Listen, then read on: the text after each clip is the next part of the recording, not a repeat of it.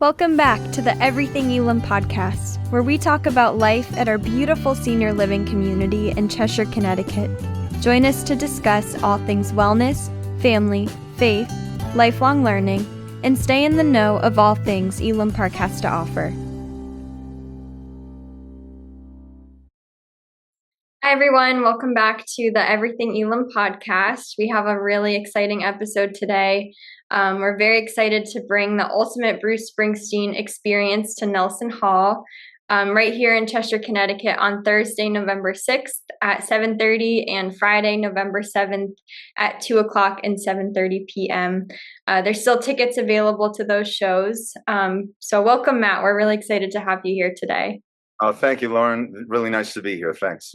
Appreciate it. So for those who might not know, can you tell us a little bit about how Bruce in the USA began? Yeah, a very long story short, I was a producer, musician in Toronto, and I had a bunch of mutual friends that knew the producers of Legends in Concert in Vegas. And I kept getting phone calls for the offer to do the Springsteen character for the Vegas show.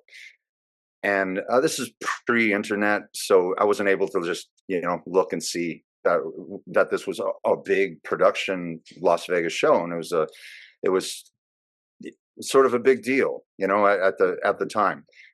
So after a couple of years of phone calls and offers, I decided to say yes to a year contract in Las Vegas with Legends, and that's what brought me to Las Vegas from Toronto.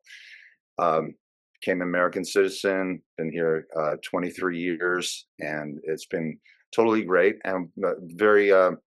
But the way Bruce in the USA kind of branched off of this is I was doing the show, performing the character with Legends on the Strip and all over the world with Legends. And we decided to put a show together just for corporate events, and we didn't know where it was going to go, and we put a Las Vegas cast of the Springsteen, with the characters and everything else. And they're all incredible musicians and friends of ours. And it ended up being a show on the Vegas Strip. And that's where it all started. And that was 22 years ago.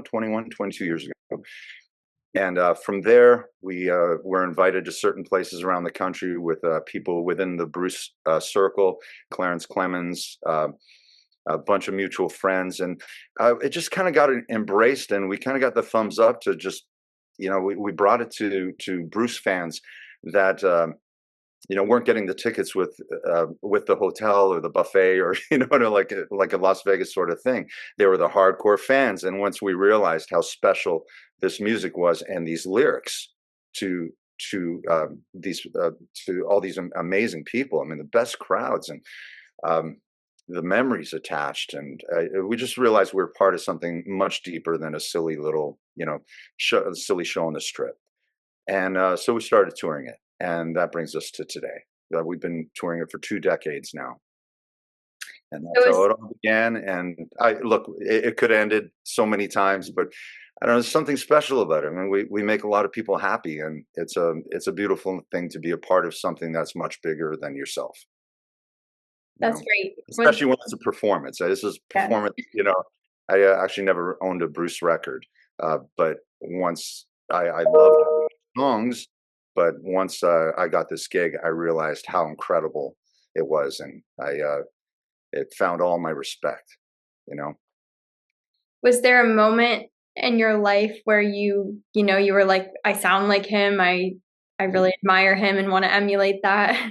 Maybe that's why I was so standoffish from it, because when I was 17, he was like dancing in the dark. I was listening to different type of music back then, and everything, and all my original bands, which is all I've ever done. I wrote a lot of music. I had my bands rolling. It didn't matter how long my hair was, how short it was. It was always like, who you look like and sound like when you're digging. And I was trying very hard to sound, like myself, or some other singers that I admired, and it always came out Bruce. And not that was a bad thing. It's just that that's the last thing you want to hear when you're trying to do your own thing, that you comically look like this person. And back then, I mean, I was the spitting image through high school. It was I couldn't avoid it. My nickname was Boss, like not to my friends, but outsiders and stuff. It was always like the Bruce guy, and so I rejected that when I was younger, and then it turned out to be a beautiful experience that I learned a lot in, and ended up seeing the world doing. So it became a blessing in the end. Although it's not the end yet, so I'll fill you in on the end. Talk to me in a few years, maybe. No, it sounds like just such a wonderful journey. So the E Street Band is known for their power and energy. How do you capture that an aspect of their music on the stage? That part is very easy to do because these songs are already written and they already come with that kind of intensity, and honesty and everything else. So somehow it just kind of comes alive, and we've made sure that we surround ourselves with people we love and care about, like friends, family. That's our band. So we actually have fun and we enjoy each other, and there's so much music, so we're not playing the same songs over and over through the years. I mean, there are hours. We probably know about 5 to 6 hours of music, and we play 2 hour shows a night. So that's a lot of switch out songs. So it's always interesting to us. It's always a lot of fun to us, and it's great seeing our audiences who have seen us so many times over and over, reacting to songs they haven't heard. In a long time, especially from us, because we keep changing the set. So that keeps us excited and alive. And I guess the biggest thing is there's no costume in this. It's either you understand these lyrics and respect them, and you sing them appropriately with the inflections and emotion that the lyrics are actually displaying. Like it's very important. This is not an act, and you know these songs. So it's a very judgmental chair for me. I learned, once I got it off the strip and brought it to real people and real concert venues. I realized that that part can't be an act. It has to be sincere, and I have to love these songs, and I have to understand them and the lyrics. And that was an interesting journey. It happened very fast, and after that, I realized that is the gig. If it's not sincere, if it's not everything you have, then it's a silly act. So we try to bring as much honesty to it as possible, which is kind of funny because it is an act, it's performance art. But this isn't the kind of thing you can costume up and just fake. You really have to feel it, and that's what makes the music of Bruce special. And it also, I can say I can't imagine myself doing this sort of thing in a tribute band as an adult with many other acts. So the Bruce thing's special. Well, so much of his music is about storytelling and connection. So what do you think makes it so timeless? Honesty.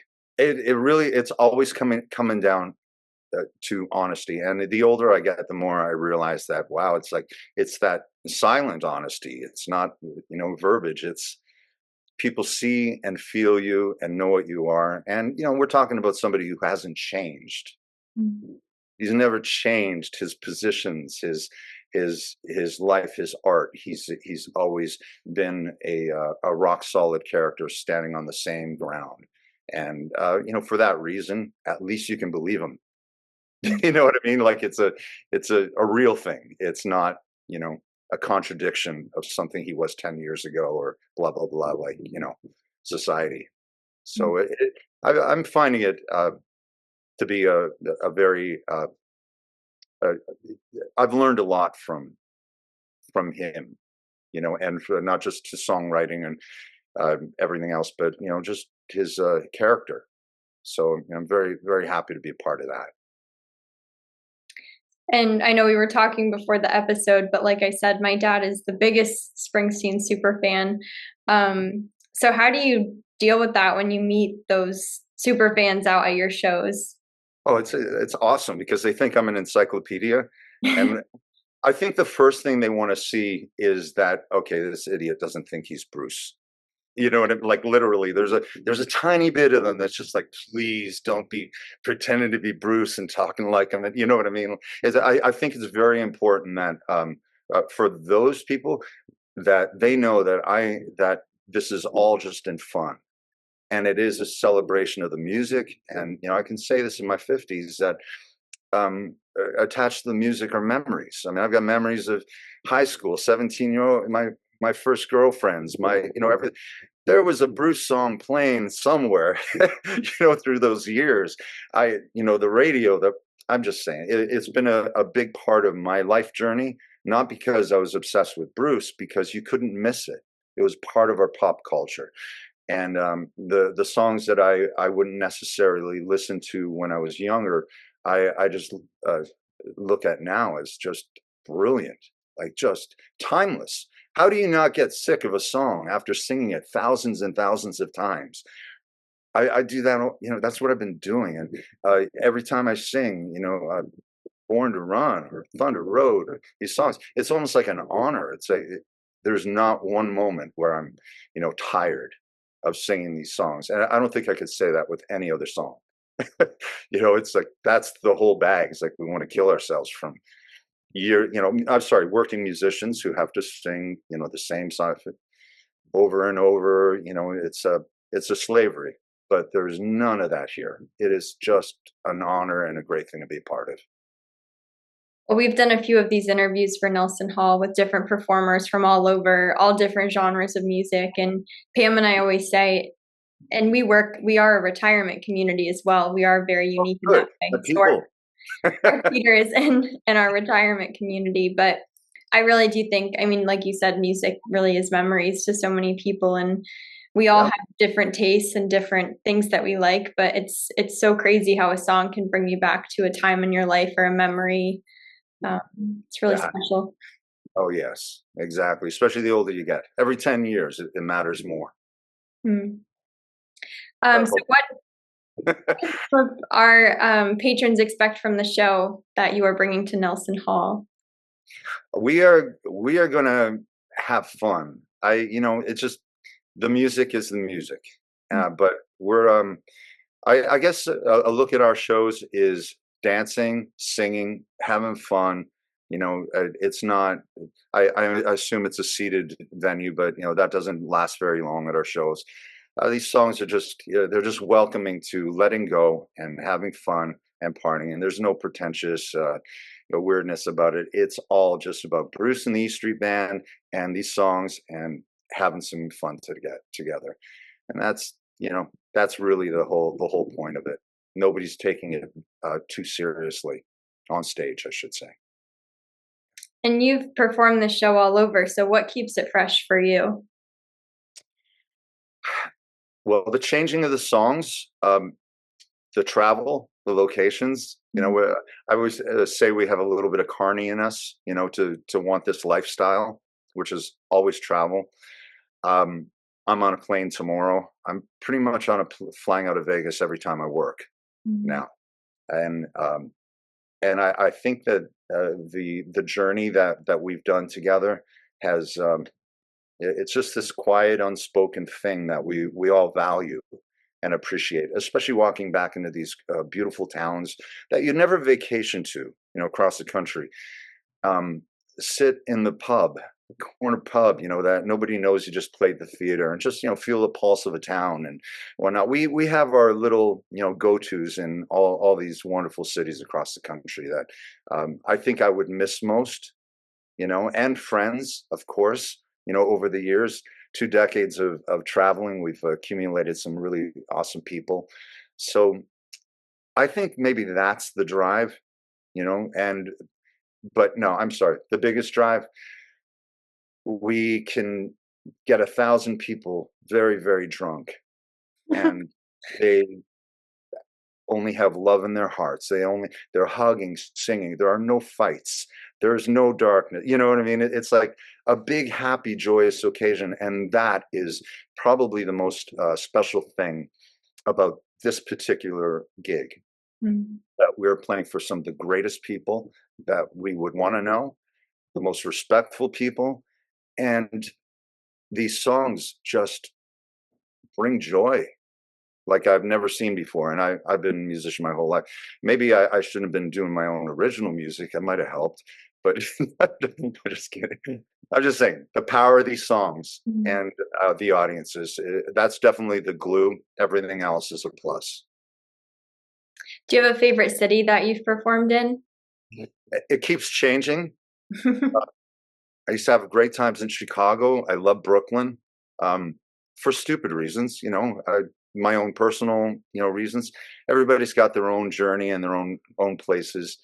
But for me, it's pubs and friends, after the show, which is, like I said, silly, but it's part of my journey. And I really feel like I know the cities, these special cities, better than anybody, because I know what the locals do.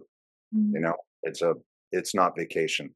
It's like really, really feeling the pulse of the country. And that's been a very special part of my journey in this. And have you ever met Bruce Springsteen or heard from any of his fans? Any feedback? Yeah, we know a lot of characters from the E Street Band. Clarence Clemens was a good friend of ours. I shouldn't say good friend of ours. He was a good friend of our show, and we played with him. Jay Clemens did some subbing with us. He learned part of the gig, playing these solos with us. He is now the sax player of the E Street Band. Charlie, the keyboardist, a bunch of them, but mostly. Many years ago, I was offered an opportunity to meet Bruce at the Rising concert, and I was working in Atlantic City, and we had a mutual friend, a video historian, and I guess he did a little bit of a tribute or said some really nice things, and gave the thumbs up. And my message back to him was, this is 23 years ago with Legends, and I was doing 2 shows a night, 6 days a week, and this was all new for me. I didn't know how to feel about it. It wasn't a music gig; it was an acting gig in my head, and I was kind of uncomfortable about it. So I told him, I gave him the message that I need him to stay a fictional character, because this is way easier to do, and it was all in fun. I was joking around, but I think what I'm told is that went very far, and back to what fans need to see is that, oh, he's not nuts. This isn't an obsessive. It's just a performance art gig. It's live music. It's all in fun, and I think he needed to know. Oh, okay, this guy's all right. And then after that, messages from the Bruce camp is just keep doing what you're doing, keep the music alive while we're not on the road, and it's building fans. And it's always been just all good from him personally and management. So respect is everything, and as a from the school of Legends in Concert, where there are a lot of the Elvises and like Michael Jackson. There's all these characters that they're all performance artists. Some from Broadway, some from it's a job, it's a gig. So we always had this one rule: is leave the act alone. And that is the ultimate respect. If they want to find you, they can find you in a second. We played for his friends in his neighborhood. We're very easy to find. So if that day ever comes and he wants to come and say hi, that would be great. And I hope that it equals a drink instead of an awkward performance. Because I'd much rather have a chat with him, and than play music. He doesn't need to be, all up in that. But I'm glad we were able to project a lot of respect and not sell music or cross any lines. For us, it's all about the memories and the songs, and that's it. And what more could you do to celebrate? Is just play these songs without anything else. No politics, no selling of CDs or anything. We don't care about any of that. All we care about is making a lot of people happy, and that's the whole point of Bruce in the USA, I think. I think that's awesome. So what is next for you in the band? Do you have any updates or anything that our listeners today can get excited about? Yeah, a lot of things are going on. We've been very lucky. We play this show with the Country Symphonies. A couple months ago, we did a show with the Boston Pops. So 90-piece symphony behind our rock show, which is, an incredible honor. And so we're doing that a lot. And looks like something's coming up in Montreal and some Canadian symphony stuff.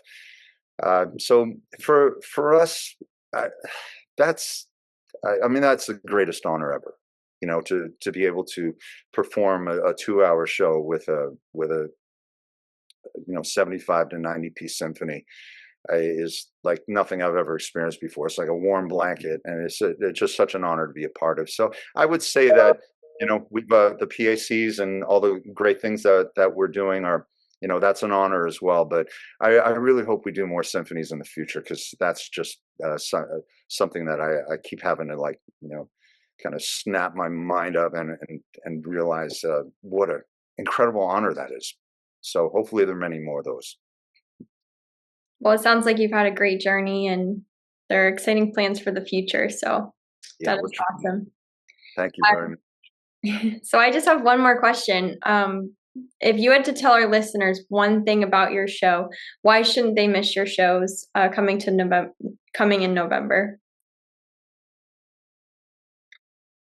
There's a matinee, right? Mm-hmm. All right, and I think is that sold out? The 2 p.m. It's okay. You don't have to say. I heard it was selling very well, which was very surprising to me. But I guess that's the clientele. A 2 p.m. Rock show.